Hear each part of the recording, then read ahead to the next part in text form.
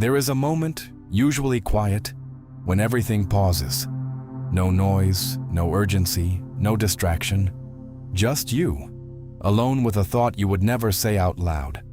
A thought that doesn't scream, doesn't beg, doesn't dramatize. It simply exists. What if I just stopped? Not dramatically, not violently, just ceased. Most people will deny it.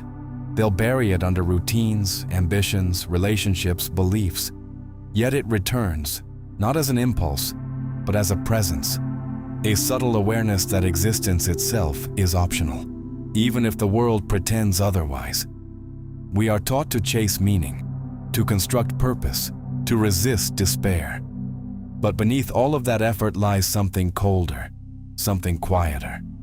A realization that no matter how much we build, feel, love, or suffer, everything dissolves into the same silence. Ernest Becker once suggested that human civilization is, at its core, a defense mechanism against the terror of death. But what happens when that defense weakens? What happens when the illusion cracks? This is not about weakness. It's not about failure. It's about clarity. And clarity, when it goes too far, becomes unbearable. Consciousness is not a gift. It is an exposure. Every living creature moves through existence guided by instinct, reacting to the present moment without questioning its place in it. But the human mind doesn't stop there. It observes itself. It anticipates endings. It imagines absence. And once you become aware of your own finitude, something irreversible happens. You begin to live with a background noise that never fully fades. Modern neuroscience shows that the human brain constantly simulates future scenarios, including negative ones. It is a survival mechanism, but it comes at a cost. The more advanced the mind, the more it rehearses loss, failure, decay. You don't just suffer pain, you anticipate it. You don't just experience time, you watch it slipping. Consider the countless individuals who reach the peak of success and quietly collapse inward. Actors, CEOs, artists who have everything society promises will fulfill them, yet describe a void that feels almost physical. There is no external cause, no obvious tragedy, just the weight of awareness pressing inward. In existential psychology, this is often described as the confrontation with the given conditions of existence: death, freedom, isolation, meaninglessness. Not ideas, realities. And once seen clearly, they cannot be unseen. It doesn't always look like despair. Sometimes it feels like a slow erosion, a quiet exhaustion that no amount of sleep can repair. You wake up, you move, you function. You fulfill obligations, respond to messages, maintain appearances. From the outside, everything is intact. Inside, something is thinning. This is not necessarily depression in the clinical sense. It is something more diffuse, a kind of existential fatigue, a weariness that comes from repetition without resolution. Days blend into each other. Effort produces results, but the results feel strangely irrelevant. Even pleasure begins to lose its intensity, as if the nervous system itself is tired of reacting. Psychologists have observed this in modern societies, where basic survival is no longer the primary concern. When immediate threats disappear, the mind turns inward, searching for meaning. And when it doesn't find it, the system destabilizes. Viktor Frankl wrote that meaning is not a luxury, but a necessity. Without it, the human being begins to deteriorate from within.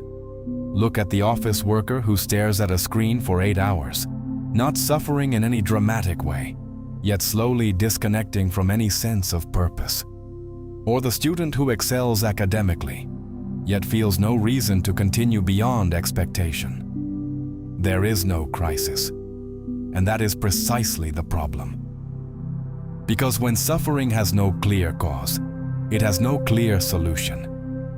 The modern world is saturated with noise, but it avoids silence at all costs.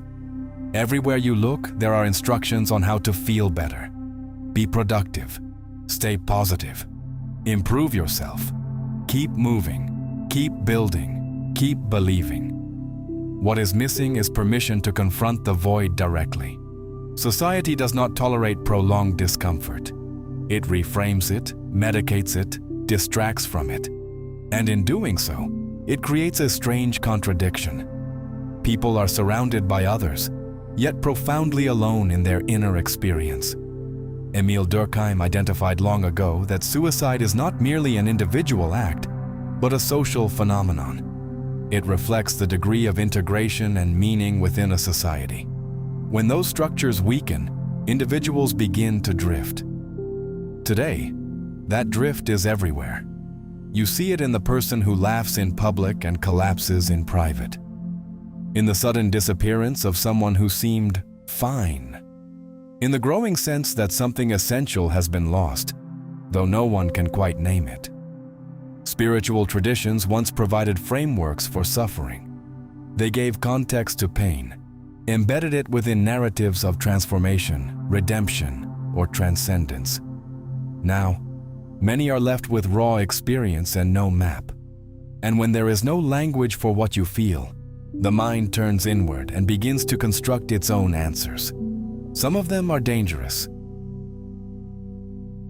At a certain depth, the desire to stop existing does not feel dramatic.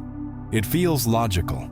If pain persists without meaning, if effort leads nowhere, if awareness itself becomes heavy, the idea of cessation begins to appear not as an escape, but as a conclusion. From a biological perspective, the brain is designed to avoid prolonged suffering.